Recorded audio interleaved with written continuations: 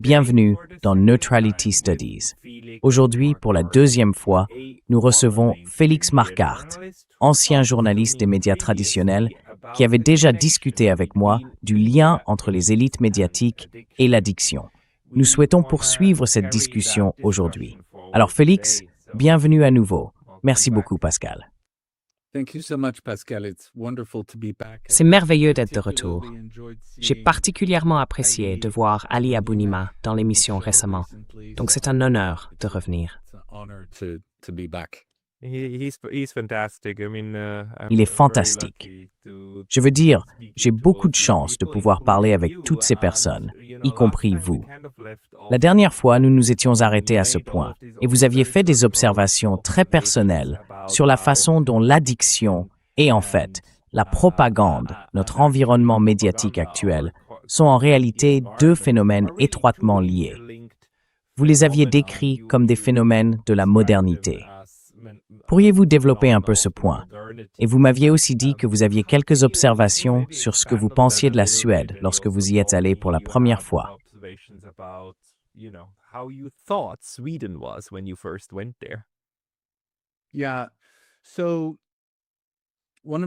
Oui. Donc, l'un de mes écrivains préférés est le romancier français Louis-Ferdinand Céline. C'est en fait lui qui a inventé l'expression « blabla ». Le livre le plus célèbre de Céline est Voyage au bout de la nuit. Et d'une certaine manière, c'est une histoire de la naissance de la propagande moderne.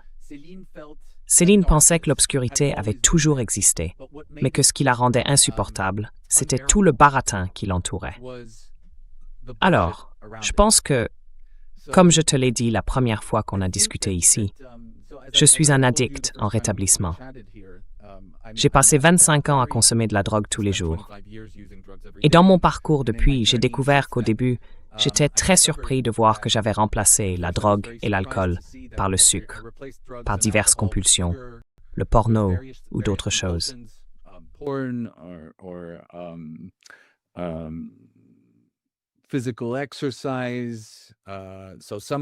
L'exercice physique. Donc, en apparence, cela semble sain. Le travail peut donner l'impression d'être très sain.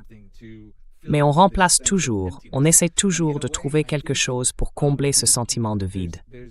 Et d'une certaine manière, je pense que ce sont deux phénomènes jumeaux de la modernité. L'addiction d'un côté et la propagande de l'autre. Ils servent le même objectif. Ils comblent un vide et nous permettent de bricoler un semblant de lien que nous avons perdu. L'un agit au niveau personnel, l'addiction, et l'autre agit au niveau sociétal. Mais au fond, ils font essentiellement la même chose.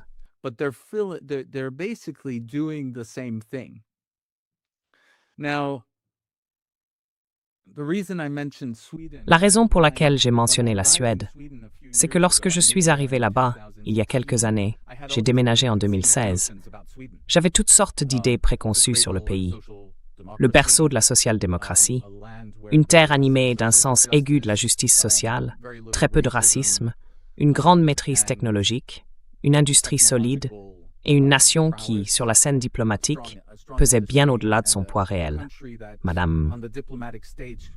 Et je me souviens avoir lu des articles dans The New York Times, entre autres, expliquant à quel point il était surprenant que les démocrates de Suède, en gros, l'euphémisme utilisé par l'extrême droite suédoise pour devenir socialement acceptable, gagnaient du terrain.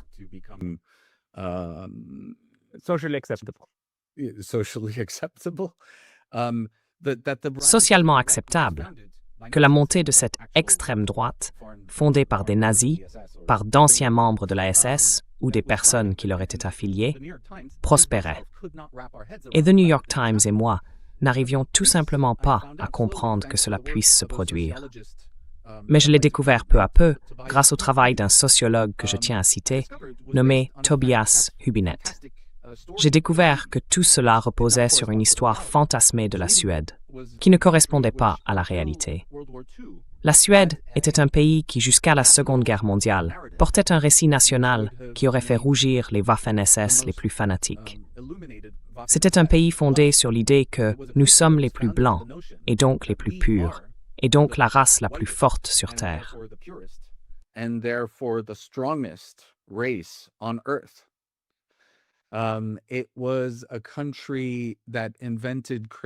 C'était un pays qui avait inventé la craniométrie, la science consistant à mesurer le crâne des individus pour déterminer leur degré de supériorité.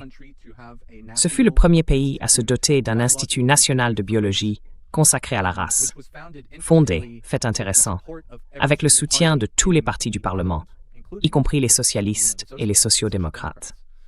Et, par une sorte de tour de magie incroyable, après la Seconde Guerre mondiale, le pays s'est réinventé comme le moins raciste du monde, au point qu'au début des années 2000, il a aboli le concept même de race avec le soutien des démocrates de Suède au Parlement.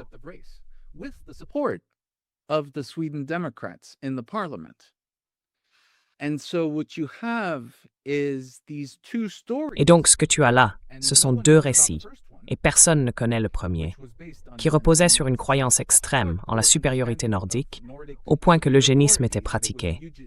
Des gens étaient euthanasiés. C'était vraiment insensé. Et cela a été mené par les mêmes personnes qui construisaient des institutions comme la Fondation Nobel. Alors, quand tu vois cela, tu comprends soudain que ces deux récits sur la Suède semblent complètement opposés. Mais ils ne le sont pas, car tu réalises qu'il existe en réalité un fil conducteur entre les deux histoires. Et ce fil conducteur, c'est « nous sommes les meilleurs ». Nous étions les meilleurs parce que nous étions les plus blancs, ethniquement, et maintenant nous sommes les meilleurs parce que nous sommes les plus purs moralement.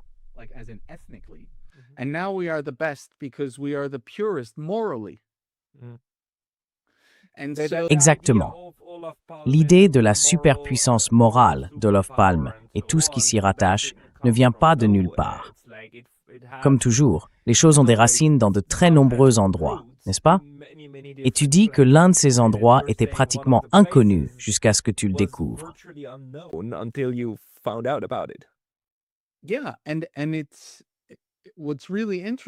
Oui, et ce qui est vraiment intéressant, c'est que ce n'est pas tant l'histoire elle-même qui est intéressante. Parce qu'au fond, ce genre de vision profondément raciste du monde n'était pas, eh bien, elle n'était pas suédoise, elle n'était pas allemande, elle était européenne. Elle était présente partout en Europe. Donc ce n'est pas que les Suédois étaient particulièrement fous. C'est simplement qu'ils se trouvaient au sommet de la pyramide, inventée par les Européens. Ils étaient donc très heureux d'être au sommet. Mais ce qui me fascine, c'est la surprise, cette sorte d'absence constante de sous-texte que l'on trouve dans les journaux quotidiens. Le prix de cette absence de sous-texte, c'est une compréhension complètement erronée de la réalité. Et on le voit encore et encore. Cela apparaît partout.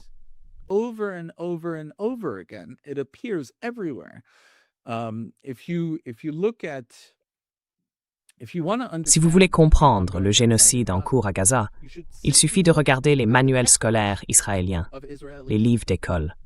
C'est absolument fascinant. Si vous voulez comprendre le Brexit, alors, ne vous méprenez pas, il y a quelque chose de très sain dans le fait de vouloir quitter l'Union européenne telle qu'elle est.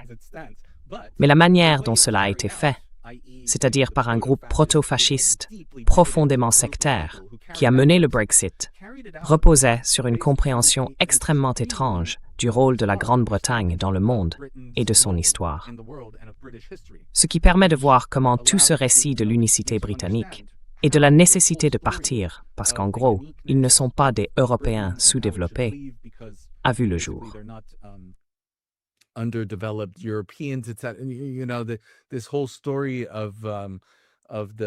Toute cette histoire du Blitz, combattre les Allemands, se rassembler et l'effacement complet de l'impérialisme britannique, etc. Tout cela est toujours lié. La propagande ne commence pas avec les médias. Elle commence dès le plus jeune âge dans nos écoles. Et même la méta de tout cela est très intéressante, car nos écoles elles-mêmes, notre compréhension de ce que sont les écoles et de pourquoi elles ont été inventées, est en soi problématique et erronée. L'idée que les écoles et l'éducation de masse ont été inventées pour élever les gens est complètement fausse. Les écoles ont été inventées pour remplir les usines de paysans incapables de lire des instructions et de compter. Et donc,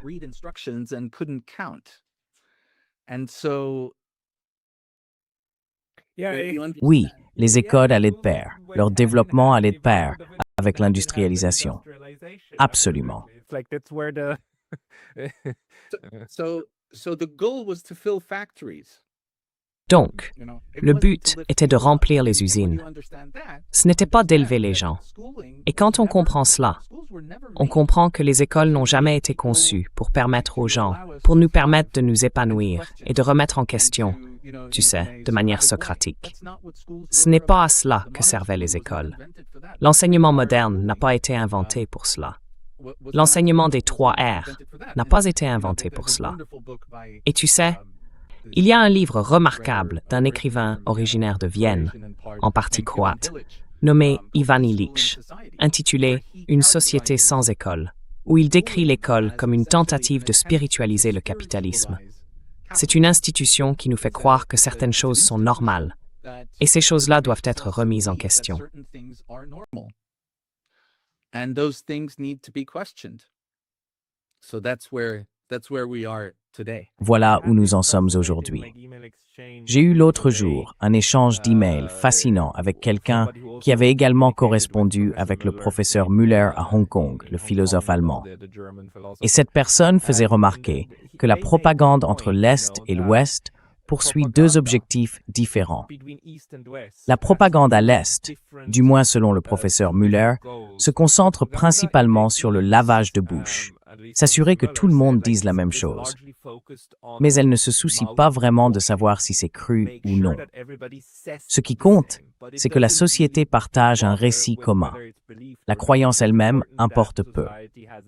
La propagande européenne ou occidentale, en revanche, relève du lavage de cerveau. Il s'agit de faire en sorte que les gens croient réellement la même chose. Et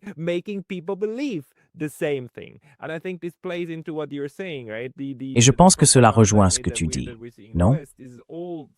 La propagande que nous voyons en Occident vise entièrement à créer un récit commun sur le monde d'un côté et sur l'identité, nous-mêmes et les autres de l'autre, afin que la société avance volontairement dans une seule direction. Les Chinois, selon le professeur Müller, se contentent que tout le monde soit plus ou moins d'accord sur ce qu'il faut dire publiquement. Mais ils ne cherchent pas vraiment à convaincre les gens qu'un X est un O. Alors qu'en Europe, oui. Si tu regardes un O et que tu l'appelles un O, mais qu'ils disent que c'est un X, ils travailleront avec toi jusqu'à ce que tu crois que c'est un X. Et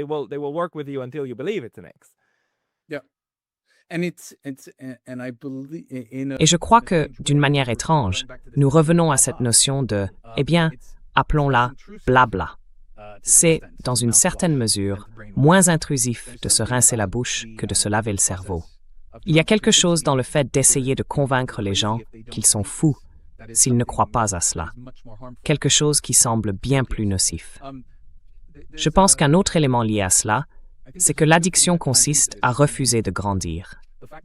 D'une certaine façon, l'addiction résulte de la volonté d'éviter de ressentir des émotions inconfortables. Et c'est ce que je constate beaucoup chez mes amis, toutes ces personnes avec qui j'ai passé tant d'années, qui utilisent la musique ou les médias grand public comme un moyen de se sentir bien dans leur peau, de se sentir en sécurité, de donner du sens à un monde qui de plus en plus n'en a plus. Ils essayent de lui redonner du sens, de reconstruire la cohérence qui se perd. Mais pas nécessairement en regardant la réalité et en écrivant à son sujet, plutôt en la réintégrant dans un cadre préexistant.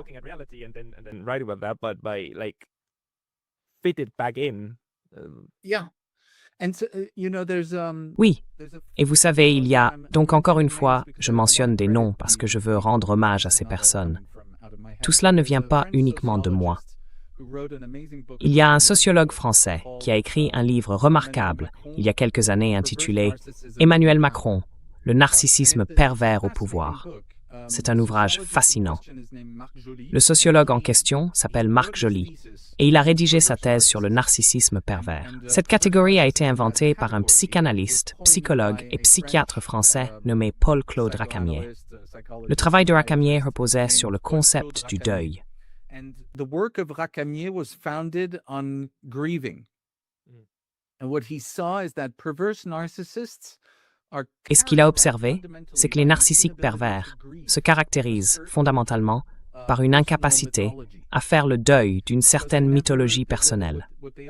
Ce qu'ils sont en réalité, ce sont des enfants paniqués et traumatisés qui ne peuvent pas lâcher prise d'une certaine version du monde et d'eux-mêmes.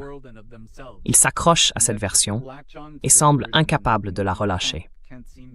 Ils remarquent qu'Emmanuel Macron a été élevé jusqu'à son adolescence, principalement par sa grand-mère. Il s'était violemment disputé avec ses parents, si bien que sa grand-mère a joué un rôle très important dans son éducation, et elle le traitait comme le Messie.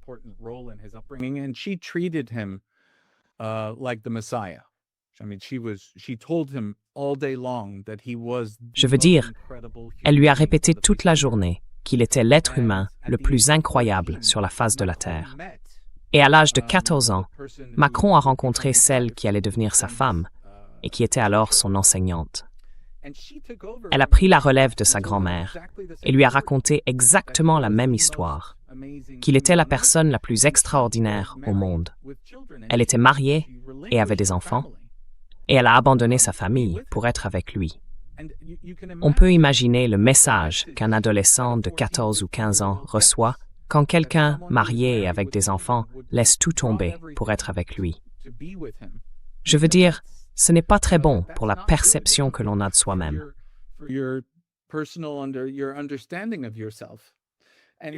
En même temps, ce type est devenu président de la France. Donc je veux dire, ça l'a mené assez loin. Oui, mais c'est parce que nous avons construit un système qui récompense la psychopathie et la sociopathie. Je veux dire, tu vois, je pense que nous avons perdu le sens de ce qu'est la sagesse. Et je dirais qu'aujourd'hui, les véritables sages éprouvent une profonde réserve à l'égard du pouvoir et de la mise en avant. Leur sagesse consiste de plus en plus à rester relativement discrets.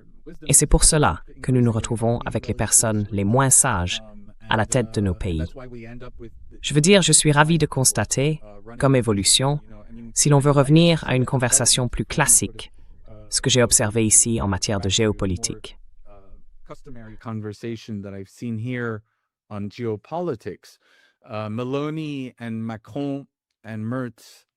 Maloney, Macron et Meloni se sont récemment réunis et ont demandé à Bruxelles de reprendre contact avec Moscou pour la première fois depuis de nombreuses années, afin de tenter de rétablir des liens diplomatiques. Ainsi, vous avez deux banquiers d'investissement et une proto-fasciste qui se réveillent soudainement et décident qu'ils devraient parler à la Russie. Non pas parce que l'Amérique a attaqué l'Iran et menace de l'attaquer à nouveau, risquant de déclencher la Troisième Guerre mondiale, non pas parce que l'Amérique a en quelque sorte commis un génocide aux côtés d'Israël, non pas parce que l'Amérique vient d'enlever un chef d'État, mais parce que l'Amérique se montrait espiègle avec le Groenland. Vous voyez?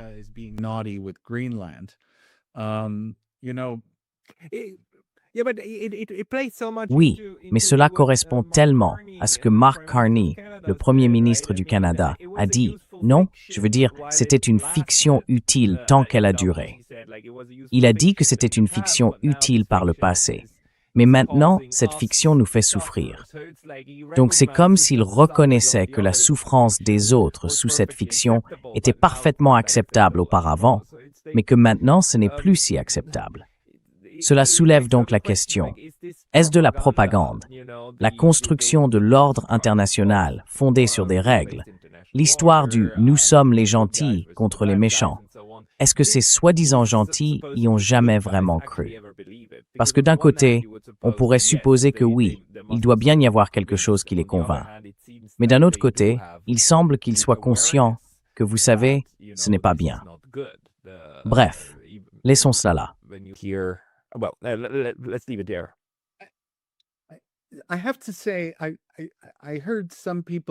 Je dois dire que j'ai entendu certaines personnes, dont Jeffrey Sachs, qui fut professeur, l'enseignant de Mark Carney, se montrer extrêmement impressionnés par son discours.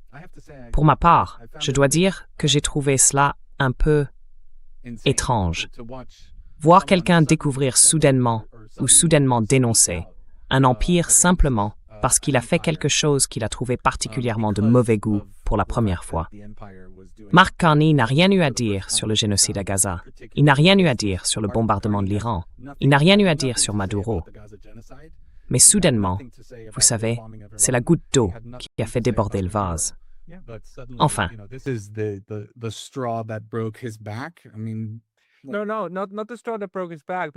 Non, non, pas la goutte d'eau qui a fait déborder le vase, parce que cela impliquerait que le reste posait déjà problème. Le reste ne posait pas problème. Le reste allait bien, non? Parce qu'il faisait partie du club. Mais maintenant, le grand garçon se montre un peu méchant avec les initiés du club, n'est-ce pas?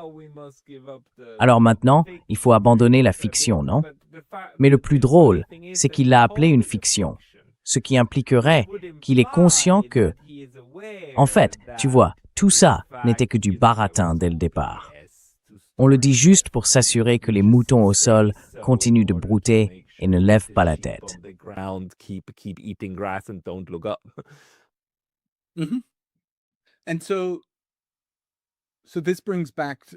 Et donc, cela nous ramène à la question du deuil. Oui, je me réjouis du fait que nous commencions, en tant que civilisation, à faire le deuil d'un certain nombre de nos histoires fantastiques. Fantastiques au sens de fantasmagorique, que nous nous racontons les uns aux autres sur qui nous sommes et sur la nature de la réalité. C'est une bonne chose que nous commencions enfin à nous réveiller à ce sujet. Mais nous ne devrions pas, vous savez.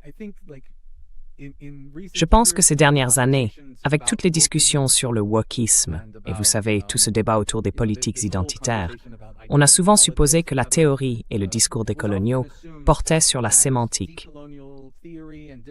sur la tentative de réparer les torts du passé par l'usage de certains mots. Et je pense que c'était une erreur. Oui.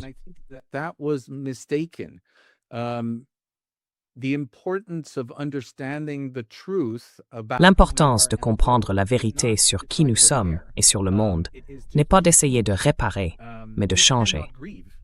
Nous ne pouvons pas faire notre deuil si nous continuons à croire que la Suède est un endroit merveilleusement exempt de racisme, alors qu'en réalité, c'est l'un des pays industriels les plus stratifiés géographiquement et professionnellement selon la race.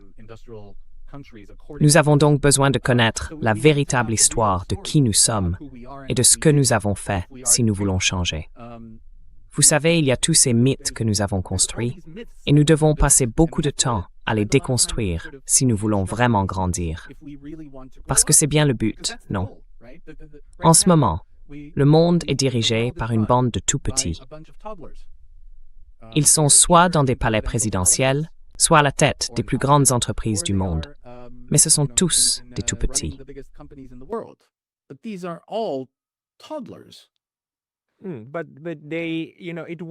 Mais il est possible qu'une civilisation entière soit dirigée par des tout-petits, parce que le système qui l'entoure s'y adapte et fonctionne avec cela. Et je pense que c'est là que ton travail, ou tes observations sur la manière dont la propagande fonctionne, entrent en jeu. La façon dont elle agit au niveau individuel en répondant à certains besoins. Non seulement en nous faisant tous croire la même chose, mais aussi en prenant soin de nous, ou comme tu l'as dit, en remplaçant le deuil ou en créant un faux sentiment de sécurité. À quel point cela est important, parce que c'est ce qui influence ensuite non seulement le ou les dirigeants, mais aussi le groupe qui entraîne tout le monde avec lui. Et c'est cela qui, à l'autre extrémité, engendre la violence de masse. Malheureusement, du moins pour l'Occident, c'est ce qui conduit au génocide. Le génocide est un phénomène politique, mais aussi planétaire, parce que 8 milliards de personnes ne parviennent pas à l'arrêter. Nous ne le pouvons pas, et le massacre continue sous nos yeux. Ce sont donc 8 milliards de personnes impliquées, d'une manière ou d'une autre.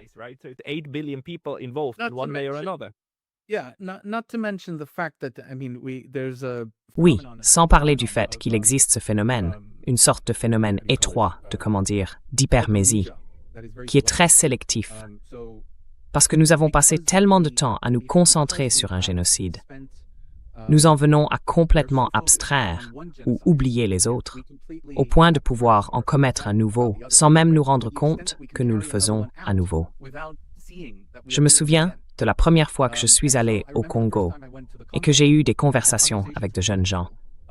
J'ai été fasciné par le fait qu'il n'y avait aucune discussion sur certains sujets pourtant si importants en Europe. Parmi eux, la Shoah. Et pour eux, ils disaient « Nous venons d'avoir 10-15 millions de personnes tuées ici, et personne n'en parle. »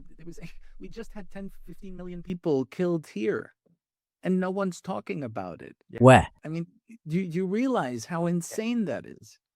Je veux dire, tu te rends compte à quel point c'est insensé. Donc, je pense je veux revenir sur la propagande et l'addiction et examiner pourquoi ces choses apparaissent en même temps.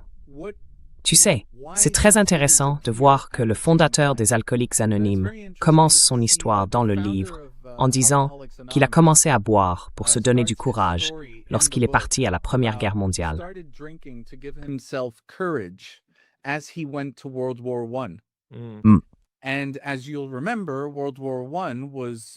Et comme vous vous en souvenez, l'implication des États-Unis dans la Première Guerre mondiale a été provoquée par un président qui avait été élu sur un programme de paix. Cela peut rappeler à certains un autre président récemment élu sur un message de non-engagement dans des guerres avec d'autres nations.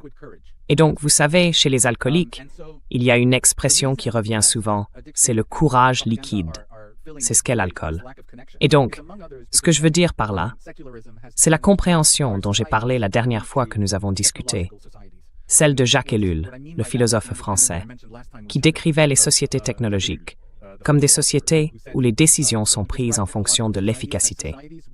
L'efficacité est le principal facteur de motivation.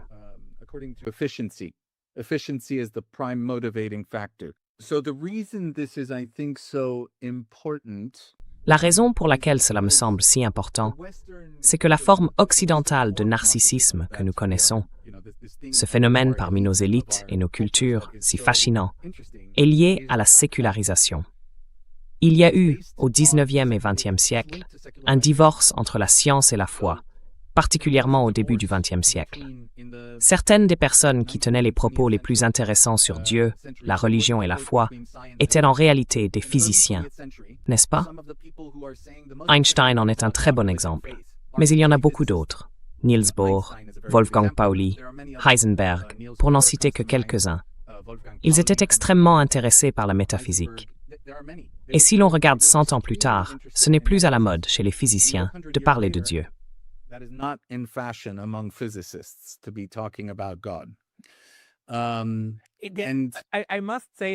Je dois dire cependant que je t'enverrai quelques vidéos et je mettrai les liens dans la description ci-dessous si j'y pense. Il y a un groupe très intéressant de physiciens qui travaillent actuellement sur la théorie quantique et qui disent, en gros, que c'est justement dans la théorie quantique que revient la question de l'univers indépendant de l'observateur, ou de l'univers qui s'observe lui-même. Absolument. Il existe effectivement de tels groupes aujourd'hui.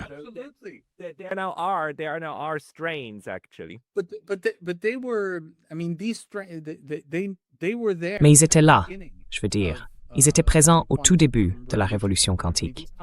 Ces conversations avaient lieu à ce moment-là. 1927, Solvay, Bruxelles, l'Hôtel Métropole. Ces types en parlaient déjà. Donc c'était là. Mais ce divorce entre la science et la foi, l'incapacité à dialoguer entre ces deux aspects de l'équation de la compréhension humaine, a essentiellement été la clé pour comprendre la transformation de la science en technologie.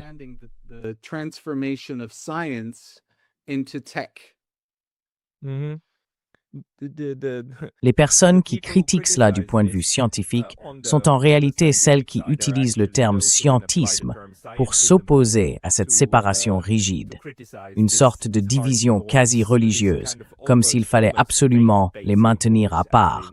Autrement, ce ne serait plus notre manière de comprendre la réalité.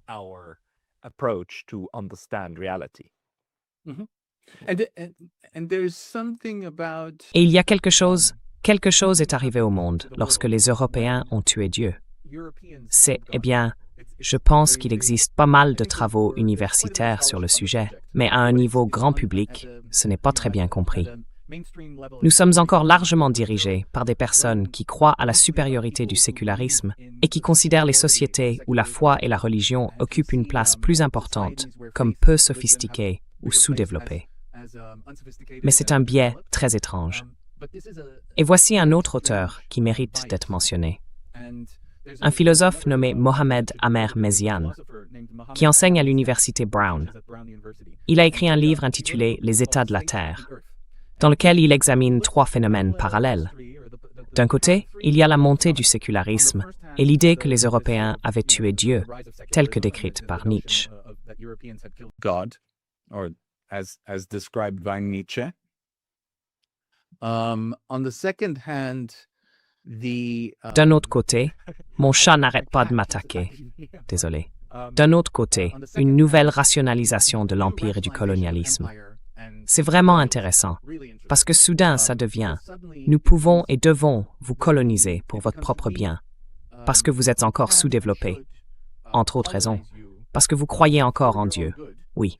Et nous avons dépassé cela. » Donc c'est un phénomène intellectuellement très intéressant.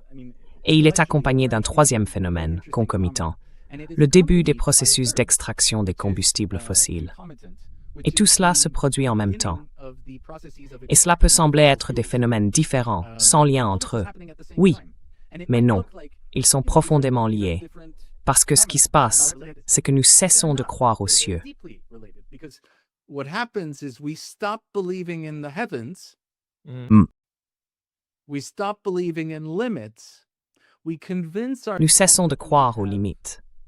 Nous nous persuadons d'avoir tué Dieu, alors qu'en réalité, ce que nous avons fait, c'est nous ériger en Dieu. Nous jouons désormais à être Dieu, et nous allons recréer les cieux sur la terre, avec des conséquences pour le monde entier que nous commençons seulement à comprendre aujourd'hui.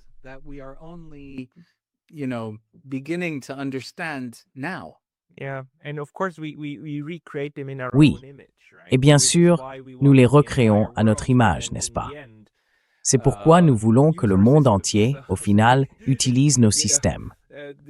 Vous savez, cette obsession occidentale de diffuser son propre système à tout le monde, et quiconque fonctionne avec un système un peu différent doit alors s'adapter, n'est-ce pas?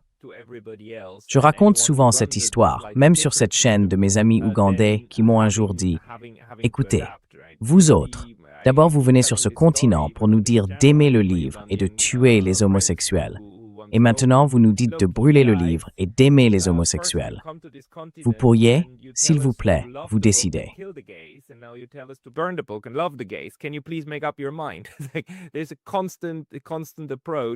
Il y a une attitude constante de la part de l'Occident qui consiste à dire aux autres comment ils doivent gérer leurs affaires. Et cela s'inscrit dans cette logique, n'est-ce pas? Il y a aussi cette conviction que nous sommes du bon côté de l'histoire, que nous savons comment les choses fonctionnent, et que si vous étiez simplement assez intelligent, vous le comprendriez. Absolument. C'est une telle arrogance. Mais c'est aussi une croyance, n'est-ce pas? Encore une fois, si on le formule comme je viens de le faire, les gens diraient évidemment que non. Mais il y a un bon nombre de personnes en Europe et en Amérique qui y adhèrent inconsciemment. Alors la question devient, comment mûrir? Oui, si c'est un problème de ne pas être, eh bien, assez âgé ou pas encore assez mûr.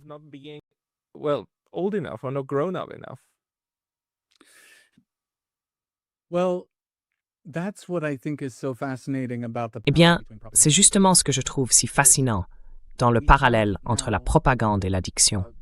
Car si ce sont effectivement deux phénomènes jumeaux, des réponses, respectivement, au niveau sociologique et individuel, à fondamentalement la même chose, alors le rétablissement après une dépendance pourrait offrir des leçons pour le rétablissement après la propagande.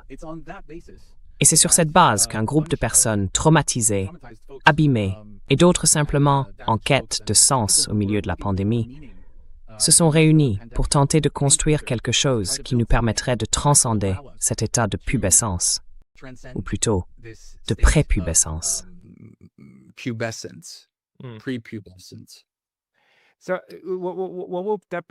Alors, qu'est-ce que ce serait? Et c'est fascinant, tu sais. Je veux dire, Des gens comme Gabor Maté ne cessent de dire que nous souffrons encore d'un traumatisme collectif, n'est-ce pas? Et que ce traumatisme non résolu est ce qui nous entraîne en tant que société sur cette voie extrêmement violente. Et tu disais que le traumatisme joue aussi un rôle dans l'addiction. Alors comment pourrions-nous appliquer l'idée de rétablissement après une addiction à la société?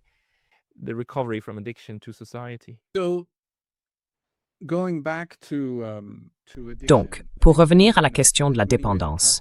La dépendance, vous savez, il y a de nombreuses façons de la caractériser. J'en ai mentionné quelques-unes. Une autre consiste à dire que la dépendance est fondamentalement une question de déconnexion. La dépendance est une réponse à la déconnexion.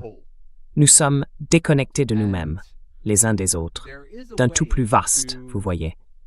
Et il existe une manière de se reconnecter, n'est-ce pas? Ce à quoi je faisais référence, c'était un groupe de personnes. Certains étaient des soldats, des anciens combattants ayant traversé des guerres. Certaines des victimes de violences sexuelles, certains des réfugiés, d'autres des toxicomanes.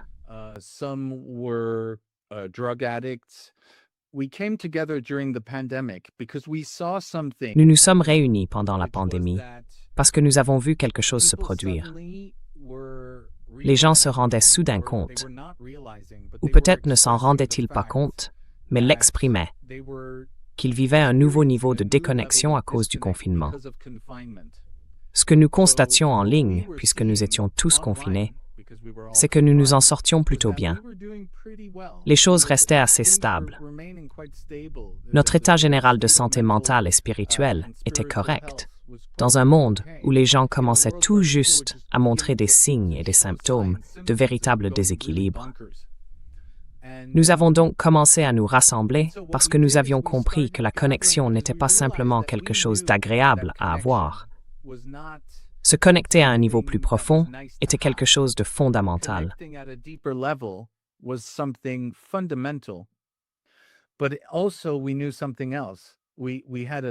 Mais nous savions aussi autre chose. Nous avions un super pouvoir. Et ce super pouvoir, c'était notre capacité à favoriser une connexion profonde. Pour y parvenir, il faut s'éloigner de l'intellectuel et se concentrer sur l'émotionnel. En somme, le ciment numéro 1, si l'on veut créer une connexion entre les êtres humains, c'est la vulnérabilité. Si l'on amène les gens à partager une intimité à un niveau propice, si on leur permet d'être vulnérables, ils ressentiront un sentiment de connexion qu'ils éprouvent rarement sur les réseaux sociaux aujourd'hui, car ils utilisent sans cesse le mauvais côté de leur cerveau. Nous avons donc mis au point une sorte de protocole. Nous l'avons appelé Black Elephant.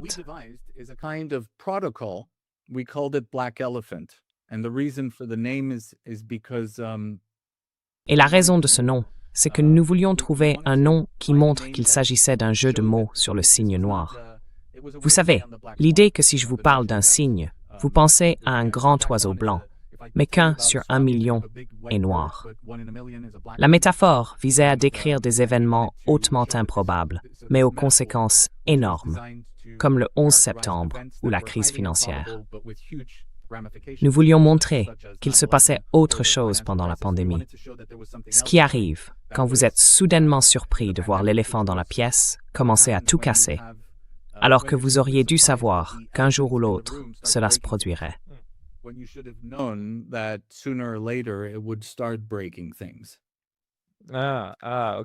D'accord, donc c'est l'inverse. C'est comme une situation très très prévisible, un mauvais événement. Cela n'a pas besoin d'être un événement négatif, car ce que nous avons découvert, c'est qu'il y avait quelque chose d'extrêmement sain dans la pandémie. D'une certaine manière, la pandémie a permis à beaucoup de gens de voir à quel point ce que nous tenions pour acquis était en réalité anormal. Je me souviens d'une conversation un jour avec un ami en Afrique de l'Ouest qui m'a dit « Tu sais, l'espérance de vie dans ce pays est inférieure à 55 ans. Nous avons des gens qui meurent régulièrement de diarrhée. Et nous avons continué à travailler, même lorsque nous avions des foyers d'Ebola dans la rue. Et soudain, toute l'économie mondiale est paralysée parce que 10% des personnes de plus de 78 ans dans les pays occidentaux meurent. In Western countries are dying? Do you imagine the insanity of that phenomenon? Pouvez-vous imaginer la folie de ce phénomène, vu depuis ce pays africain? C'était complètement, tellement absurde, tellement choquant. Et entre les habitants de ces pays et ceux de l'Occident, qui voyaient bien qu'il y avait quelque chose de profondément anormal dans la manière dont les gens et nos États réagissaient à la pandémie, un terrain d'entente est soudainement apparu. À bien des égards, je considère la pandémie comme un signal d'alarme très salutaire pour l'humanité. Bref, pour en revenir à Black Elephant. Anyway, coming back to Black Elephant, Je dois juste ajouter une chose, parce que c'est fascinant que maintenant, alors que nous parlons en 2026 depuis 2 ou 3 ans, nous ayons tous, collectivement, plus ou moins, oublié la pandémie. Enfin, nous savons tous qu'elle a existé, mais nous n'en parlons plus. C'est comme si elle appartenait désormais à une catégorie de choses que nous ne touchons plus vraiment. C'est une sorte de tabou, mais de l'autre côté. Et c'est un phénomène mental fascinant, non? Que nous soyons tous, volontairement, silencieux à propos de quelque chose qui a eu un impact aussi énorme pendant 3 fichues années. Ça a changé nos vies à tous. But it's all of our lives. I think it's this. Je pense que c'est cette réaction instinctive, ou cette sorte d'amnésie que nous vivons collectivement à propos de la pandémie, qui est très liée à ce que je viens de souligner. Au lieu de faire le deuil de ces 3 années, nous les ignorons. Donc, d'accord, oui. Mais c'est aussi parce que nous ne voulons pas faire le deuil de la grande histoire que la pandémie a révélé être du vent. Allons-y. Et donc, d'une certaine manière, ce qui s'est passé avec ça, quand nous avons commencé ce genre de choses, nous l'avons appelé « Good Facebook ». Nous l'avons présenté comme un nouveau type de réseau social qui faisait ressentir aux gens un sentiment de connexion profonde. Karim Reed. Experience a sense of deep connection you could see people were constantly coming. Et on pouvait voir que les gens venaient sans cesse à nos rassemblements, que nous appelions des parades, parce qu'il y a une volée d'oiseaux, une meute de loups et une parade d'éléphants. Je crois que nous en avions déjà parlé la dernière fois. Mais en gros, ce que nous pouvions constater, c'est que cela reconfigurait les gens et que ça permettait aux conversations de se dérouler à partir d'un endroit beaucoup plus sain.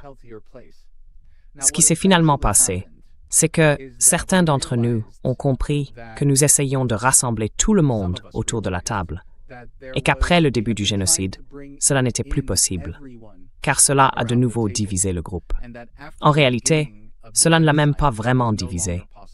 Nous n'avons pas eu besoin d'attendre que le groupe se sépare. We didn't have to wait for the group to split. We suddenly understood that if we Nous avons soudainement compris que si nous allions construire cela, et si cela devait être quelque chose d'utile et de sain, il fallait le relancer avec quelques règles communes. Exactement.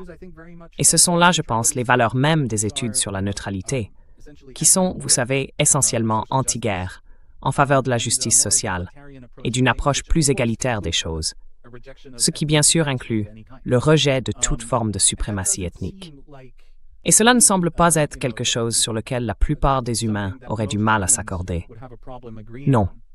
Il n'y a qu'une poignée de personnes dans le monde qui souhaitent maintenir les guerres, la suprématie ethnique et le niveau d'injustice sociale et d'inégalité que nous connaissons actuellement.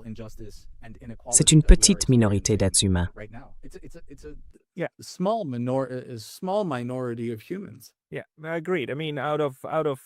Oui, je suis d'accord.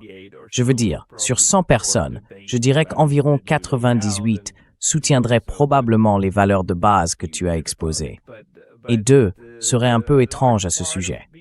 Mais une grande partie des gens comprennent « Non, nous ne devrions pas nous entretuer. Et nous devrions vivre dans un monde où tout le monde a de quoi vivre, n'est-ce pas? Où tout le monde est heureux. » Je veux dire, nous comprenons ça, non? Très peu de gens diraient « Non, non, non, j'aimerais que certaines personnes souffrent. » Il faut un caractère particulier pour ça. Donc la question c'est pourquoi les 98 n'arrivent-ils pas à atteindre ce but, n'est-ce pas? Mais je t'ai interrompu. No, so I think we Non. are- Donc je pense que nous ne sommes pas si loin de grandir. On a l'impression que tout s'effondre en ce moment, que les choses deviennent complètement folles. Il est parfois très difficile de garder espoir et de garder la foi. Et la foi, je ne la définis pas comme la croyance en quelque chose de précis, mais plutôt comme le fait de faire de la place pour ce que nous ne connaissons pas. Nous vivons dans un monde qui ne tolère que ce que nous savons et ce que nous saurons un jour. Il n'y a pas de place pour ce que nous ne savons pas et ne saurons jamais. Et je pense qu'il faut faire de la place pour cela. Never know. And I think we need to make room for that. But basically, we are seeing En gros, nous assistons à un mouvement visant à surmonter les traumatismes, à la fois sur le plan individuel et sur le plan sociétal. Cela se fait très lentement, sans agitation, sans caméra, sans projecteur. Mais cela se fait. Le groupe de soutien qui connaît la croissance la plus rapide au monde en ce moment est composé de personnes qui se définissent comme des enfants adultes de familles dysfonctionnelles. C'est un groupe destiné à aider les gens à se reparentaliser eux-mêmes. Et je pense que ce processus est en cours et que bientôt nous considérerons comme normal et évident que nos dirigeants y soient passés. have been through this process. J'espère que tu as raison. Je veux dire, j'espère que c'est une voie à suivre, l'auto-guérison de la société, qui se traduirait, espérons-le, par une meilleure politique au sommet, non? Pour prendre soin de nous-mêmes. Donc, si je dois résumer en une phrase juste pour conclure, nous devons considérer la société occidentale comme une société adolescente qui apprend à gérer sa propre existence.